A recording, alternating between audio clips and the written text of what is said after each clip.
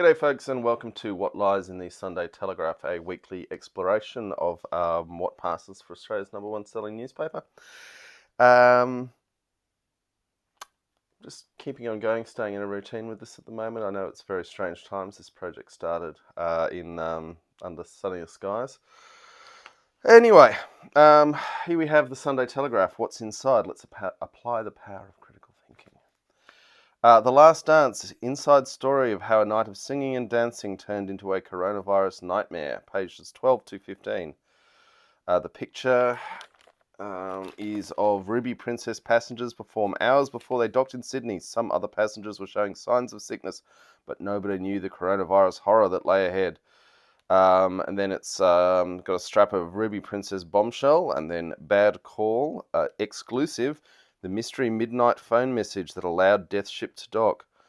Port authorities allowed Ruby Princess to unload 2,700 passengers in Sydney despite emergency services feared COVID-19 was rampant on the ship after a mystery midnight phone call from cruise line Carnival Australia. Ship medics had already said patients possibly had COVID-19, but leaked call logs allege a Carnival executive said it's not corona-related. I mean, obviously Carnival was lying through their teeth. They knew that there was corona on the ship on the previous cruise and hadn't decontaminated it. There's a lot of very high-profile Australians have taken jobs with Carnival over the years, and I hope they all go to prison.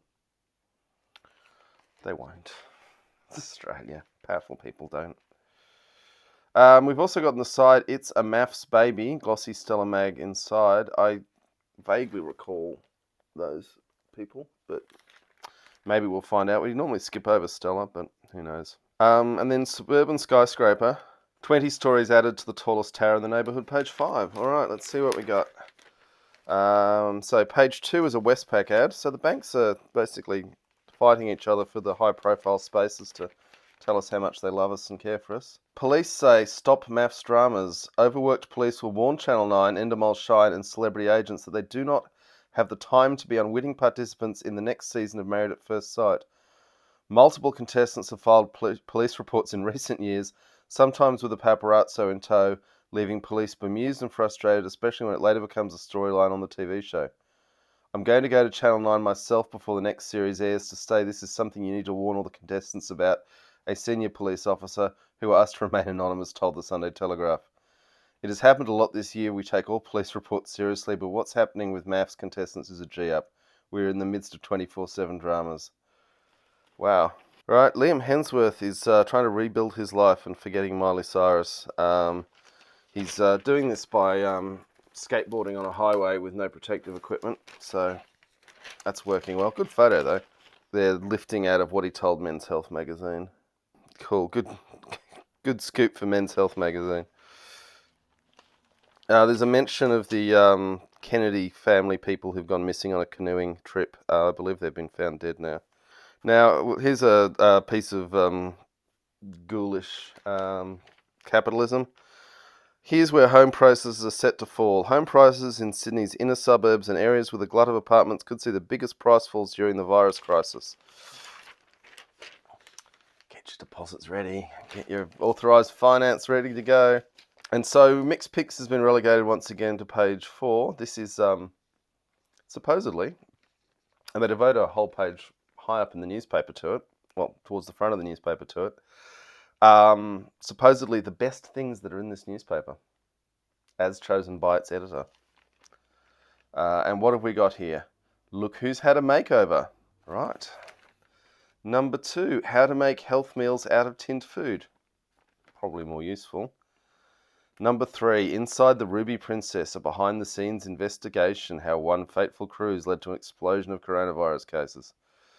Number 4, more cooking, comfort food, old-fashioned staples we're all craving right now. And if it's an old-fashioned staple, do you need the newspaper to tell you how to make it? 5, top Aussie comedians finding laughs in the face of a crisis. Number 6, take a sneak peek at David Walliams' new kids' book, Slime. Number 7 is the Sky High Rise, the tallest building outside the Sydney CBD, is to be built at Ryde after relaxation of height restrictions. I'm willing to bet that building does not get completed in the foreseeable future. Home and Away Alone, how the stars of our favourite TV soap are whiling away. I think they've misspelt whiling there. the hours in lockdown. And then happy holidays. Flick the switch to fun with our school holiday activity and viewing guide. Not sure if they've kept up with events there. And for a newspaper to not keep up with events is quite a thing, isn't it? The German Shepherd genome has been mapped. That'll be thrilling to everyone. So the Macquarie Park Meriton Tower that they're planning for Ride, they've got some infographics of all the other tall buildings in Sydney and how tall it is. So about as tall as the Sydney Tower Eye, they're calling it, what used to be Centre Point. Beware the online traps. The quantity of sexualised, drug-promoting, violent and grotesque content on the internet is staggering, but most parents don't realise that cyber safety experts warn. A female officer punched. A female police officer and her male colleague were both punched in the head during a dramatic arrest in the Hunter region. Police pulled over a Ford Laser at 8:30 p.m. on Friday and spoke with a 38-year-old driver. It is alleged when officers tried to search the man, he resisted arrest before punching a male senior constable. Police tried to use OC spray to subdue the man, but he was able to run away.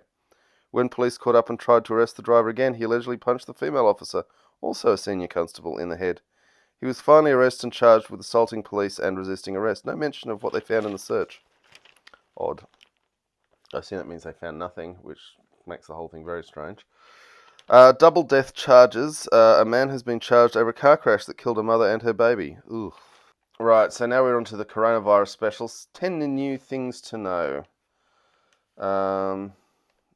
Which doesn't appear to have a 1. Oh, there we go. 1 is the Ruby Princess. It's hardly a new thing, is it? Senior New South Wales police officers are being isolated across stations to ensure a team of designated survivors can run the force. Oh, good. All HSC students could have their marks artificially boosted to reflect disruption of COVID. I would have thought just scratching this year is the sensible thing to do, but I realise there are huge implications of all this. Heroes. Nurses in uniforms on the street are being spat on and abused by people accusing them of spreading coronavirus. Medical personnel are being urged to wear civilian clothes in public to avoid retribution.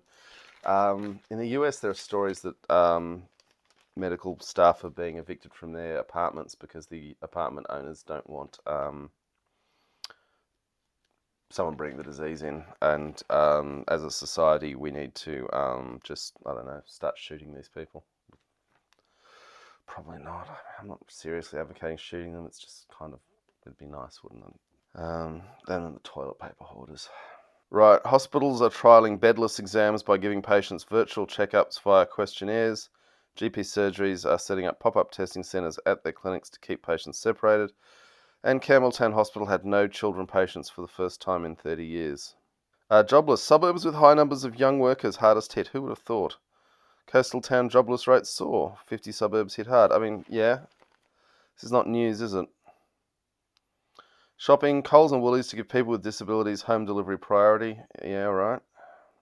And Pink has tested positive to COVID-19 and has donated another $1 million. She's unbelievably generous and we should all listen to her albums. She also had a go at testing regime in the US, which seemed entirely justified. So more news on the designated survivor cops. Easter worship. They're putting pictures on the pews of the congregation. It's like they're already dead. I don't like that, but everyone's working through this as best they can. Easter show. There's still bags of opportunities to have fun. For the first time in 100 years, people will not be packing the Sydney Showground. So a repeat year for students has been ruled out, partly because there's not enough teachers or classrooms. Right, and then we're back onto the secret call that let the death ship in. Right, so the Port Authority of New South Wales had decided not to let the Ruby Princess dock, and then there was a midnight phone call from a senior Carnival Australia official. So it's quite the tale here of people trying to do the right thing to stop Ruby Princess docking and somehow being bullied by Carnival Australia. Apparently the first tip-off was when they started booking ambulances to take passengers off and telling the ambulance service that it was for COVID-19 related reasons, and then changing their story to a lie. Okay, more Ruby Princess. Cruise doomed from the start. The passengers at the centre of the cruise ship scandal are struggling to comprehend how their dream holiday turned into a nightmare. I imagine they're talking about the fact it was already on board before they put the next load of passengers on. We want justice. Right, the horrible story about nurses in uniform abused. Suburbs hit hardest by the job crisis. They've got Ella Ray, who's wearing a very fetching white crop top, who's talking about closing her Pilates studio in Bondi Junction. A million stories like that across the country. Well, more than a million. Millions of stories like that. Pubs that have become morgues. Coronavirus, say thanks with dinner. Talking about dropping a hot meal off to someone you know who's a health worker. I don't know how you do that without risking them, but sure. I guess compared to their regular risk factors, that's relatively low.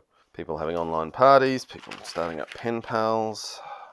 Right, somehow we've got the story of Christy Merzikinian and her poker-playing husband Warwick Merzikinian and the sinkhole in front of their Point Piper mansion. And, I mean, I'd be alarmed for the man. I mean, I'd suspect that the construction of the mansion had something to do with that, but... Teacher exodus within 5 years. Most Australian teachers feel undervalued and around half leave the profession within their first 5 years. Yeah. I'd also say a lot of them weren't suited to the profession, and I don't know, it's a tough one. As we've discovered, essential workers in our society are hospital staff and supermarket shelf stackers and truck drivers and teachers, and not the people we pay the enormous salaries to for some reason. Right, political gossip with Annika and Linda, the source. Secret life of 90-year-olds. New South Wales Environment Minister Matt Keane has been making phone calls to all the over 90s in his electorate, and has then informed, I would imagine, Linda. Then we're catching up on all the fun memes on Twitter of people recreating Scott Morrison and Andrew Probyn sparring. Not really news, not really gossip. Yep, that's a complete waste of time. You'd think there'd be some interesting political intrigue going on. Catherine Murphy in The Guardian today, well worth checking out, has a brilliant forensic breakdown of how and when governments responded. And, I'll editorialise at this moment and say things are not perfect in the way Australia's handling this crisis, but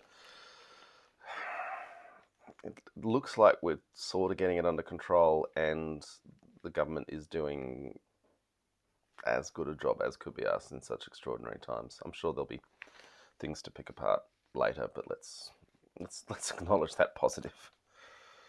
Journalist David Hurley, I assume not the Governor-General, writes that a former South Sudanese general who police say purchased a mansion in Australia with the proceeds of crime has lost a court battle to keep his home. I mean, a $1.5 million mansion is not that much of a mansion in this day and age, is it? Drug dealer already doing hard time. This is Zhen Tao Chi's home on Sydney's North Shore with 500 kilograms of cocaine. Wow. Treasure trove of luxury goods, including $500,000 in high-end watches.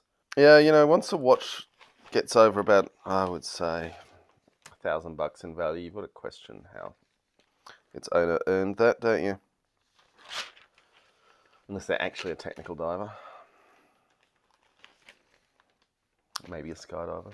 All right, MasterChef 2.0 is the one to watch. We have new judges, Andy Allen, Melissa Long, and Jock Sonfrillo. Well, it's a diversity showcase there. Good. Koala numbers have been halved thanks to the bushfires. Celebrity real estate. Channel 9 Today's sports presenter Alex Cullen has secured the sale of his Maroubra investment unit. $950,000 for an investment unit. Apparently prestige Vaucluse agents are finding it hard to get buyers to turn up to invitation-only inspections. They're upset that Jackie O isn't trying to buy the houses. Jackie's living in a rental in Bondi. The snitch, trying times for bailed Ibrahim. Fadi Ibrahim's much-anticipated trial has been officially canned until next year due to the coronavirus threat. Okay, we've still got sport, which they're calling support. Look at that. Embattled boss Todd Greenberg vows to slash costs to save the clubs and the game, and says he won't walk. The NRL will check players' temperatures every day to get them back on the field by June 1. They're kidding themselves. I mean, of course, Peter Blandis is running the NRL now. I mean, such a piece of shit running New South Wales racing. Where does he wind up? Right, so we're just doing rugby league gossip. No mention of the mad plan to create a rugby league island. Okay, they're still trying to sell us on holidays. New Zealand's natural wonders. A virtual ticket to Istanbul. Might add Turkey's got a very alarming COVID outbreak going on. But countries with COVID outbreaks are countries testing for COVID, and countries with no COVID outbreaks at this point are the ones where really terrible stuff's happening. It's all, again, a bit weird and counterintuitive. You might have noticed, just hop onto nytimes.com. The New York Times is not even really reporting on the New York COVID outbreak, which is terrifying. Trump's war on mask makers. We're into world news already. Cracking along. Right, as the COVID-19 death toll in America races past 7,000, on its way to an optimistic projection of around 250,000. Donald Trump has sparked a war over masks. He has threatened action against a major manufacturer and triggered a dispute with Canada while also offering dubious health advice about wearing masks. The issue with masks, as I understand it, is that they don't protect the wearer so much as they protect the rest of the community against anything the wearer might have. And as such, highly individualistic libertarian societies view them as having no effect, whereas societies with a more collective view, if they can get around 80% of the population wearing them, they really start to cut down transmission. But try explaining that to a Republican or Australia, the IPA, which is really covering itself in excrement, isn't it? So on the one hand, Trump is calling for people in affected areas to wear masks or at least some form of facial protection, and then he riffs about scarves and of course, this is going back on previous advice, so everyone who was saying it's not the advice has been undermined and they're unhappy. And then Trump saying, I'm not going to do it, even though you should do it, because he's just that dickhead. Incapable of leadership. He's never had to actually lead in his life. And boy, isn't it showing. Hungary's dictator hits back. This is Viktor Orban with his draconian legislation, which, it's an authoritarian world we're headed to, but maybe we'll all still be alive and have food. African lockdown triggers aid shortage fear. More than half of Africa's 54 countries have closed land, air and sea borders to fight the spread of the virus. But fears are growing these restrictions are also delaying deliveries of critical aid. Mexico City, gangs still killing. French doctors are in trouble for suggesting the vaccine should be tested in Africa. That old murderous medical racism, it's always waiting, always lurking. US panic buying on guns, like they say, if you don't have a gun, you're just hoarding for someone else. Sick Boris stays in while Queen to come out. UK Prime Minister Boris Johnson is remaining in isolation with mild symptoms of COVID-19. 7 days after he first tested positive. Queen Elizabeth will address the nation today. I believe that's tomorrow Australian time. Only the 5th time she has done so other than at Christmas during her 68 years on the throne. Still more world news. This is a lot of world news for the Sunday Telegraph. Bogota, priests and sex abuse claim.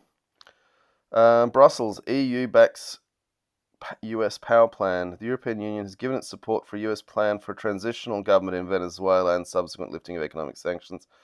This is grim stuff. In the UK, Sir Keir Starmer, to you and me, is the new Labour leader. He appears to be a competent fellow who looks very reassuring in a sharp suit, and as such is probably the sort of fella Labour needs to win over what they used to call Mondeo Man, Middle England. Gary Jubilin's writing about himself again. He never stops, and it's amazing how the Telegraph keeps giving him page after page. And so we turn to the ideological heartbeat of the murdocracy. Peter Credlin's telling us. A few years back in the Prime Minister's office, I picked up a call from a leading Australian businessman who spoke to me in terms that would make a shearer blush, as my dad would say. Then came another and a third, a coordinated attack from gutless individuals who didn't want to tarnish their credentials with the man in the big chair, so they vented their spleen as Chief of Staff me. What a whinge, Peter. It's your job. Oh, she's saying we should be meaner about China. The sun sets on naivety. Also, in tiny print, we have the moment we remake ourselves. She says, I think every Australian of goodwill would be cheering the Prime Minister to succeed right now. It's more through gritted teeth, and I thought it was better than I could have hoped for last week. Right, Peter gives a thumbs down to the backpackers who still don't get it. The party is over, go home. And a thumbs up to Josh Frydenberg's determination to break the ideological rules of economic policy to do the right thing by the country. Shows he has serious mettle.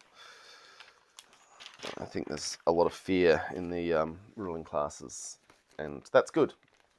That's really good if it prompts them to give up a little bit of their wealth to help the rest of us. Peter Gleason is back talking about the koala losses, so it's good he cares about something in nature. Lucy Kahn says working in no pants has left me pooped. Sounds like she's doing it wrong. Claire Harvey got abused walking her kids on the beach and is complaining about how she was completely in order and why were people mean to her. Tough Claire. Piers Ackerman's talking about how vaccination will be super important, and I agree with that. Then he's turning to a general attack on lefties as if lefties don't like science, when in fact the science is generally with the lefties on everything, Piers, but sure. We welcome you aboard to the good ship Vaccinate. Annika Smethurst has a piece on the push in Canberra for some sort of parliamentary sessions. Look, I think Zoom committee meetings for scrutiny are a really good idea. I think Parliament being summoned by the Speaker when it needs to pass things is a model I don't particularly object to, but I would like to see scrutiny committees at work. Right, the Sunday Telegraph editorial is never again, stop, never again, stop, never again, stop. How would you feel about doing this all over in a year's time? Horrifying thought, it could happen again. Right, this is another attack on China. This whole thing of making Chinese wet markets into some sort of demons. In a country without widespread refrigeration, the food needs to be moved around live. That's also why we transport live sheep and cattle overseas. So it's not like, we're literally complicit in wet markets all over the world. I imagine there will be a significant crackdown on people eating exotic game meats, or even anything caught in the wild. People eating, like kangaroos and wild goats and things like that. There's wild catch is probably going to start being a bit on the nose. Right, we have more weddings and babies. Apparently, Roxy Jasenko's TV stardom dreams are fading. 10 Network is not taking up her follow-up season to last year's profanity-laden pilot, I Am Roxy. She needs to get on YouTube, doesn't she? Really test her popularity in the real marketplace. Kerry Parnell says Invisible Harry and Meghan have let us down. I really don't give a damn what they get up to. James Weir says ScoMo's scolding that was the show we didn't ask for. Apparently, Richard Buttrose, previously cocaine dealer to the stars, is back in the business of home delivery, but now with toilet paper. I've got a picture of him with a huge truck of toilet paper, which good luck driving that around without getting robbed. Angela Mollard tells us that our choices are a matter of life and death for terrified nurses. Duncan Lay notes that cooped up stars are killing us with their kindness with their celebrity videos. So there's now an insider hibernation talking about Easter holidays may be a little different this year, but there's no shortage of activities to try at home. Recipe for homemade baked beans. Alright, apparently supporting our elderly is everyone's responsibility. I needed pages 100 and 101 of the Sunday Telegraph to tell me that. It suggests we find time to laugh and be grateful. Those of us who can afford food, as opposed to every casual in the country. And right, hibernation, so that's like nation. Stepping up support to support our elderly. Jamie Oliver's Home Cooking, Finance, Health and Entertainment. I'm just reading the back page, which doesn't make a lot of sense. From baking to book clubs, how your favourite soapy stars are keeping busy in isolation. I do not care. I just don't care. Why does anyone care? Okay, folks. Thank you so much for coming with me on this journey. Nothing particularly shocking or outrageous, although it sounds like the Ruby Princess reckoning will be with us for years to come, and who knows, with a bit of luck, the jet-setting high flyers of the Carnival Australia board can, all do a bit of time in Long Bay hacking up their lungs. Oh, Long Bay's closed. Anyway, a prison, not a nice one. And on that note, we'll be back next week. See see you then.